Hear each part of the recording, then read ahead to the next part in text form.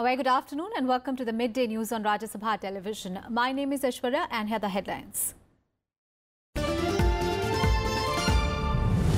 Prime Minister Modi squarely blames Congress policies for plight of farmers during a Tumkur rally, says his government working to undo the wrong. Chief Minister Siddaramaiah targets Prime Minister over corruption.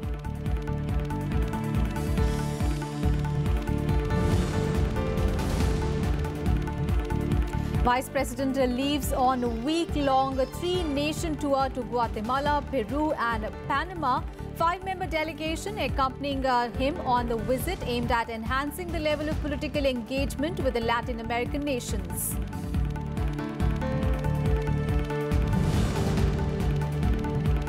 Security forces eliminate three militants in Srinagar outskirts. A civilian is killed during protests at the encounter spot. Two people shot dead after being abducted by Lashkar terrorists in Bandipora.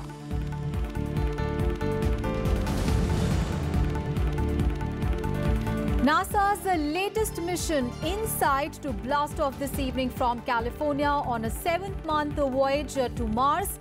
Mission aims to map the planet's interior for the first time.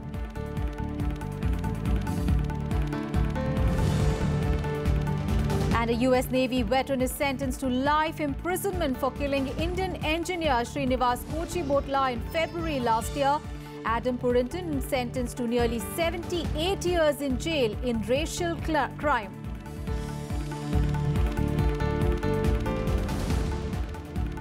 And at the top of one, let's get you all the news from poll-bound Karnataka.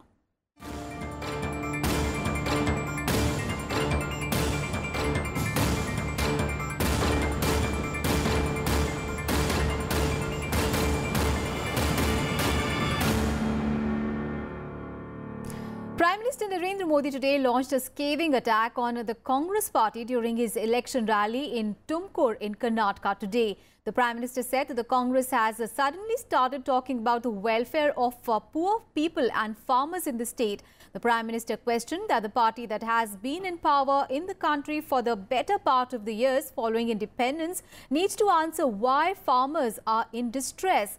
The Prime Minister squarely blamed the policies of the previous Congress governments for the present plight of farmers in the country. Congress party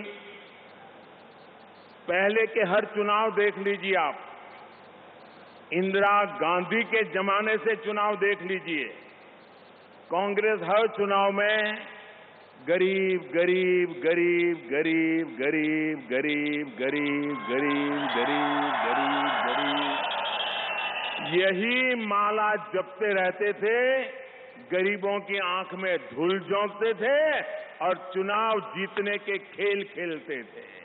लेकिन जब से एक गरीब मां का बेटा इस देश के गरीबों ने उसको प्रधानमंत्री बना दिया, तब से कांग्रेस पार्टी ने गरीबों का नाम लेना बंद कर दिया। उनको पता चला कि अब गरीबों के आंख में धूल झोंकना संभव नहीं है। आप सोचिए, आज दिन रात कांग्रेस के नेता किसान का कर्ज, किसान का कर्ज, किसान का कर्ज, उस पर राजनीति कर रहे हैं, वोट पाने के लिए नई नई घोषणाएं कर रहे हैं। लेकिन एक बार ये तो जवाब दो कि आजादी में 70 साल में सबसे अधिक समय कांग्रेस ने राज किया, उसमें भी एक ही परिवार ने राज किया। आपने ऐसा क्या किया कि मेरे देश का किसान कर्ज में डूब गया, उसको आत्महत्या करने के लिए मजबूर होना पड़ा। 70 साल में आपने जितना समय राज करने का मौका मिला, ये किसानों की तरफ थोड़ी सी भी नजर की होती तो मेरे किसान भाई बहनों का आज ये हाल न हुआ होता। आज किसानों की जो मुसीबतें हैं वो पुरानी कांग्रेस की सरकारों की नीतियों के कारण है, उनकी नीयत के कारण है, उनके कारनामों के कारण है और वो सारा सब सरकारों को विरासत में मिलता चला गया है। हम तो उनके पापों को धोने में जुटे हुए हैं। 50 साल 60 साल कम समय नहीं होता है। हमें तो अभी 50 महीना भी नहीं हुआ है। आपको 50 साल काम करने का अवसर मिला, 60 साल काम करने का अवसर मिला। कम से कम हमारे किसानों को खेत में पानी पहुंचा दिया होता तो मेरा किसान मिट्टी में से सोना पैदा करके दे देता। ये ताकत मेरे किसान में है। And Congress party's Chief Minister Siddaramaiah targeted the BJP over corruption. In a series of tweets, he said that he is glad that the Prime Minister has made corruption an election issue in the state. He questioned the Prime Minister over the Reddy brothers. He also alleged that the BJP is splurging money on advertisements in the state.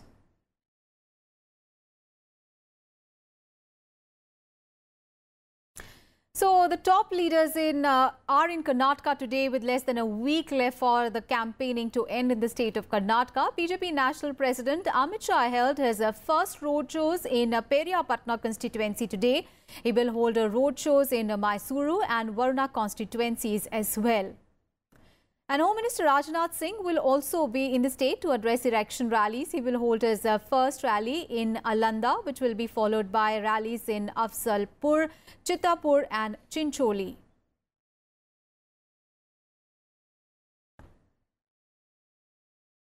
And JDS National President H.D. Devegowda and BSP President Mayawati will address a joint election rally in Kolar today. JDS State Unit President H.D. Kumaraswamy will also be there to participate in the rally, which will be held at Pawan College grounds of NH75. BSP Supremo Mayawati will be in Karnataka for 2 days and she will campaign in 3 Dalit-dominated seats for the JDS BSP candidates. She will also visit Bidar and Raichur to campaign. Meanwhile, election to Jayanagar constituency in Bengaluru city has been countermanded following the sudden demise of BJP candidate B.N. Vijayakumara there. Election Commission said that the rescheduled election date will be announced later. BJP candidate for the assembly polls, Vijayakumara, died of a massive heart attack at a hospital on Friday morning. He collapsed during an election campaign in his Jayanagar constituency. Now, Vijayakumara, a two-time MLA, had held organizational post of the party unit. And here is our special report. Old Mysuru consists of areas that come under the erstwhile Mysuru Kingdom. Now, this region has traditionally been the battle turf between the Congress and the JDS. The BJP is also trying to make inroads in this Vokalega bastion, looking to cross the halfway mark on its own. The old Mysuru region is BJP's focus like never before. The party is holding Padyatras almost every day to bolster its fortunes in the 2018 assembly elections here. Reaching this region, from where Chief Minister Siddaramaiah hails, is seen as a challenge for the party. The mission to topple the Congress hinges to a large extent on reaching out to the Vokkaligas, the dominant caste in this region. But BJP says it will focus on its development plank rather than the caste matrix. Traditionally, this old Mysore region is a weak link for BJP. Even during the peak of 2008 assembly election, when we got 110 seats, the entire old Mysore region, in the 5 districts, out of 33 seats, we got only 2 seats. This time, for the first time, we will cross double digit. It's a prestige battle for the Congress in the region. The party seeks to re-establish its dominance with several ministers in the fray. Old Mysuru region, 100% we are going to win all the seats. This is what I personally. And why? Reason? Reason is we have done a good job and we are with the people. This is people sarkar. The JDS poses a formidable challenge to the Congress and the BJP. In the 2013 assembly elections, out of the 61 seats, the Congress won 27, the JDS grabbed 25 and the BJP won 4 seats. Mysore and Mandya is a very good Vokkaligas and all other people is there. It's a very good people is there, all JDS. Mysuru ಮಂಡ್ಯದಲ್ಲಿ JDS ಪ್ರಬಲವಾಗಿದೆ. ಅದು ಯಾವಾಗಲೂ ಅಲ್ಲಿ 7 ಜನ ಗೆದ್ದಿದ್ದಾರೆ. 7 members is the winning of Mandya. This is 4 members. Mandya and Mysore is very powerful of JDS. The Vakaliga people is there. The old Mysuru region, which comprises of Mysore, Mandya, Hassan, Bengaluru Rural, Chamarajanagar, Ramanagaram, Kolar, Chikkaballapur, Kodagu and Chikamagalur, is the biggest sub-region in the state. BJP President Amit Shah has exuded confidence that this region will give the biggest shock to the Congress and the JDS, while these parties have also vowed to preserve their turfs.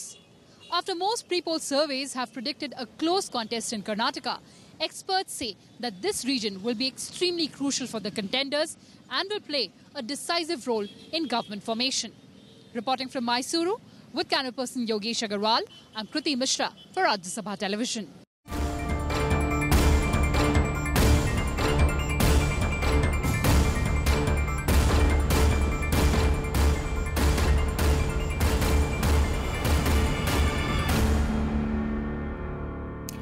Let's get you some other news now. BJP's pan-India 22-day-long campaign, Gram Swaraj Abhiyaan, will conclude today. Now, the campaign, which was being seen as part of the party's massive outreach to rural poor, will conclude with a Kaushal Vikas Mela being organized all across the country for the labour class. Prime Minister Narendra Modi launched the Gram Swaraj Abhiyaan campaign on 14th of April to highlight various welfare measures taken by the government and also tried to reach out to various segments of people, including the Dalits and the farmers. Rural-centric campaign had started on the birth anniversary of Dalit icon B.R. Ambedkar. And on to the other top story of the day. Vice President M. Venkaiah Naidu has left on a 3-nation visit to the Latin American countries of Guatemala, Panama and Peru. Now, this is the Vice President's first foreign visit after assuming office. And during the week-long tour, the Vice President will have over 25 engagements. Now, these include meetings and discussions with the Presidents, Vice Presidents and the presiding officers of these 3 countries, as well as delegation-level talks, addressing the local Indian communities there and the students of academic institutions, besides visiting historical sites and places. The Vice President will first travel to Guatemala on May 6th in what would be the highest level visit from either side. The visit would focus on various areas of mutual cooperation such as protection of wildlife, human resource and training and information technology among others. India has negative trade balance with Guatemala. As far as Guatemala is concerned, they'll be looking at cooperation in training institutes, collaboration there, or in protection and preservation of wildlife. Those are 2 new areas of interest as far as Guatemala is concerned. The Vice President will then reach Panama on May 7th for the second leg of his visit. Panama was the first Central American nation to establish diplomatic relations with India in 1962. India looks at Panama as a link to Central and Latin American countries, as it is a major logistics and financial hub and is known as the Singapore of the region. Panama has the highest presence of Indian diaspora of 15,000. Agriculture, education and economic cooperation will be the key focus areas during the Vice President's discussions with the leadership there. Because Panama is an important hub for logistics, for shipping, for financing and banking, I think those would be other areas where we would be holding discussions. The third and the final leg of the Vice President's visit will be to Peru. Talks with the leadership there will cover the entire spectrum of bilateral relations, including trade, commerce, investment, IT, medicine, space, defense and culture. India-Peru bilateral trade of about $3 billion is the highest among these 3 countries. Peru has become the founding member of the International Solar Alliance, in the formation of which India has played a lead role. Peru is an important, country for mining. It is perhaps one of the largest countries for silver, copper, gold, etc. So we will certainly be looking at areas of cooperation in the mining sector, in Ayurveda, in medicinal plants. The Vice President is leading a 5-member delegation on his first overseas tour. Akhilesh Suman's report for Rajya Sabha TV. All right, let's take a perspective on the significance of this tour. Akhilesh Suman, my colleague, is now joining us live from the newsroom. Akhilesh, this is the first official overseas visit of Vice President Naidu, but besides that, the tour also assumes significance because, India's relations with the Latin American countries in terms of political commitment as well as trade has, intensified significantly, especially after PM Modi's visit to Brazil in July 2014. What more can you tell us? Aishwarya, these are the Latin America is a group of 33 countries. You know that 33 countries have a major voice in United Nations. Any reform, any resolution you want to put, you need the support of various countries.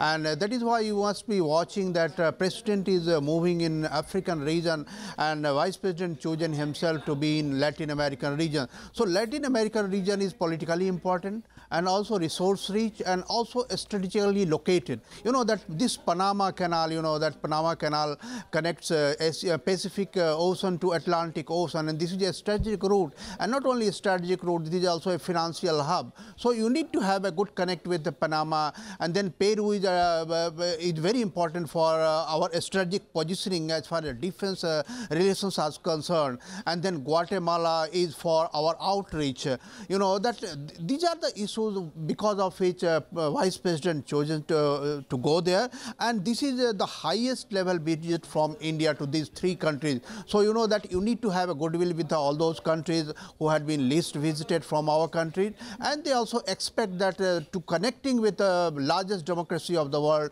with the open market and transparent governance in the work, makes them also feasible to have a trade with. So I think these are the reasons why all the three countries and also India chose to arrange a Vice President's visit for these three countries as a first leg of his foreign visit, All right. Thank you so much, Akhilesh, for all those updates there. And MEA has also said that trade and investment is the main drivers of India's relationship with the Latin American countries. And this visit will also help to ensure that these relations go in a forward direction. Thank you so much, Akhilesh, for all those updates there.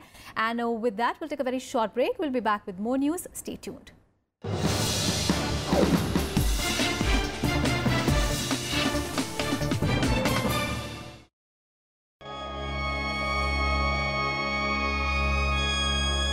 They were blighted by adversities.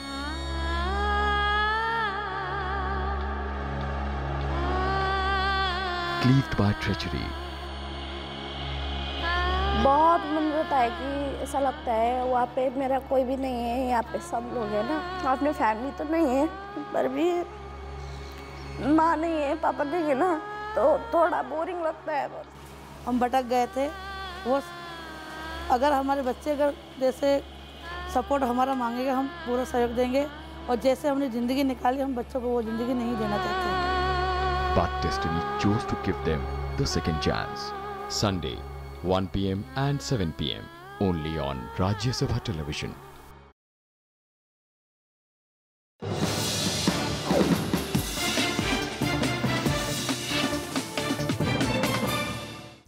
Welcome back after the break. A big story coming in from J&K, where 3 militants have been killed by security forces in an encounter in the outskirts of Srinagar city. A protest also broke out at the encounter spot, in which a civilian has died in clashes with the law enforcement agencies.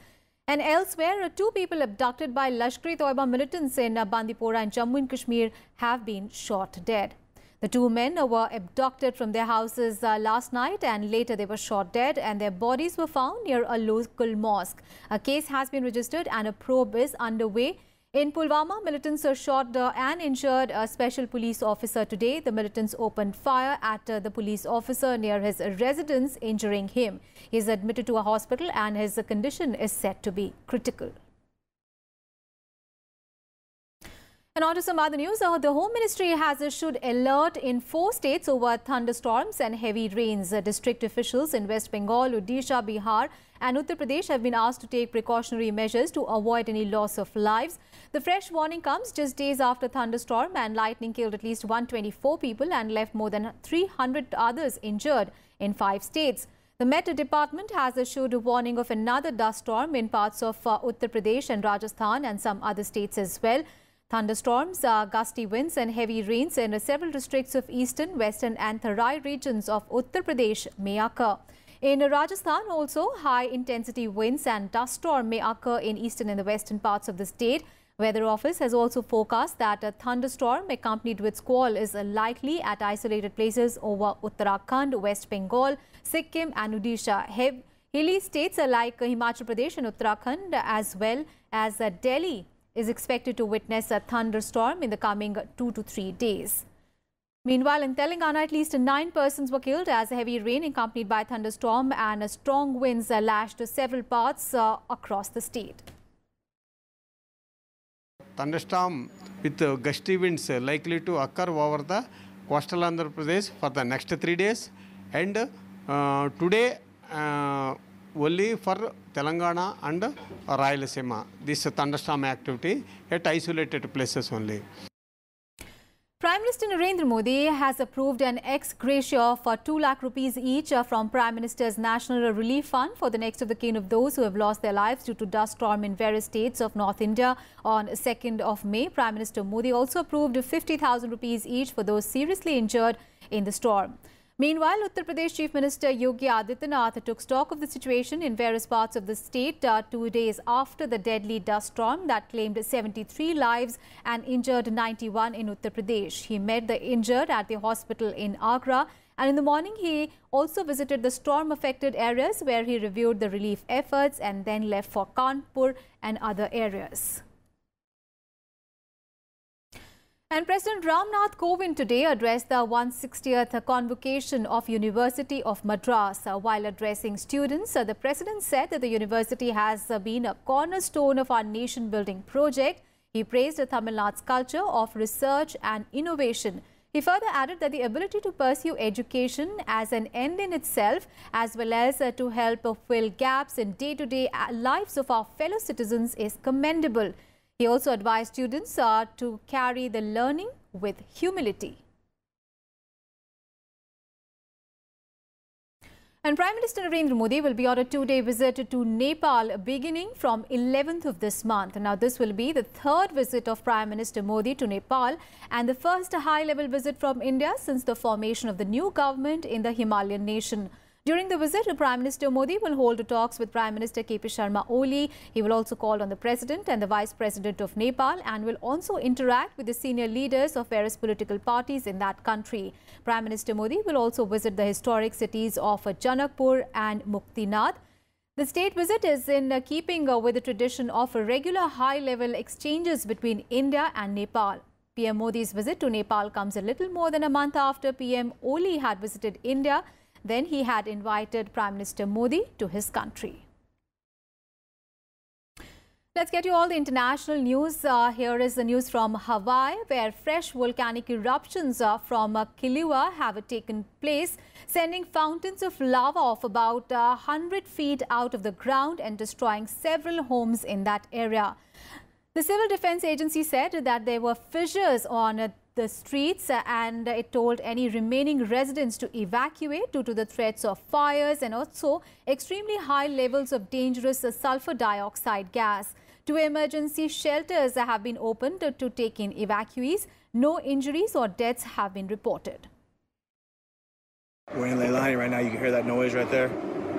I don't know what that noise is, but I got the road blocked off over here. Let me see. There's a crack right there in the road. The road's cracking. There's helicopters. It smells like sulfur.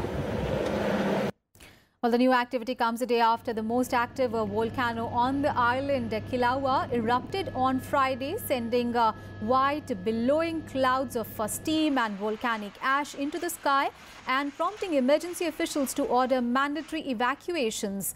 Aerial footage showed a thick smoke coming out of Kilauea's vent. And the volcanic eruption was also followed by 2 major earthquakes in the region. According to the U.S. Geological Survey, the island shook at regular intervals, but especially around midday on Friday, a 5.6 magnitude earthquake hit south of the volcano at around 11:30 a.m. local time, and this was followed an hour later by a 6.9 magnitude earthquake. Videos showed people fleeing in fear after the terrifying tremors were shaking buildings. And US President Donald Trump said on Friday that the date and location was set for a meeting with North Korean leader Kim Jongun and that the details will be announced soon. The White House has said that the historic summit with the Asian leader could take place this month as long as North Korea made certain concessions. Media reports say that ahead of the summit, North Korea would release 3 Americans held as prisoners. Meanwhile, South Korea has stepped up US talks ahead of the looming summit. US President Donald Trump will host his South Korean counterpart Moon Jae-in at the White House on 22nd of May. During the meeting, Moon would brief Trump on his recent summit meeting with North Korean leader Kim Jong-un. Meanwhile, North Korea has changed the time zone to match the South after last week's Inter-Korean summit. At 15 GMT on Friday, the country's clocks moved forward 30 minutes to midnight. The official KCNA news agency said that the reset is the first practical step to speed up Korean unification. And on to the other top story of the day. A US court has sentenced to life imprisonment a Navy veteran for killing Indian engineer Srinivas Kuchibhotla in a racially motivated hate crime at a bar in Kansas City last year. The court reportedly sentenced Adam Purinton to nearly 78 years in prison as part of a plea arrangement which was reached in March. In March this year, Adam Purinton had pleaded guilty to the charges of murdering Kuchibhotla. "Get out of my country," Purinton had shouted before firing shots at Srinivas Kuchibhotla and his friend who were at a bar in Kansas City on 27 of February 2017. Kuchibhotla died after he was taken to a hospital while his friend was also injured. Purinton was charged with the first-degree murder of Kuchibhotla and 2 counts of attempting first-degree murder in the shooting of his friend. And NASA's latest mission to another planet is set off to blast off today on a 7-month voyage. The mission, called the InSight, will drop a lander on the Martian equator with the aim of mapping the planet's interior for the first time. InSight mission's journey will begin at Vandenberg Air Force Base in California today. The blast-off is scheduled for 4:30 p.m. Indian Standard Time. It is scheduled to plop down on Mars on 26th of November this year, which is when InSight's real work will begin. The lander has a suite of instruments to deploy once it reaches Mars. It has a heat flow probe to measure the heat movement rising from the interior of the planet, and another is a seismometer which will measure earthquake-like movements of Mars, and more equipment on the lander will be used for radio science experiments. And that's all in this edition of Midday News, but news and updates continue on Rajya Sabha TV. Thanks for watching.